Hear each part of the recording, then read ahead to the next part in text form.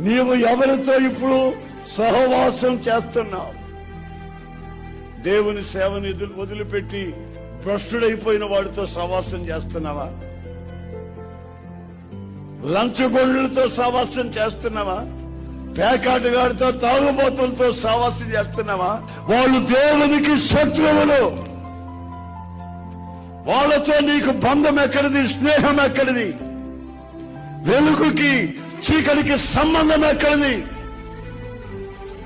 అన్యులకి దేవుని బిడ్డలకి పొత్తు ఎక్కడిది? ఎవరితో నీ స్నేహం? అక్రమముగా చేసిన స్నేహం, అపవిత్రంగా సంపాదించిన సంపాదన,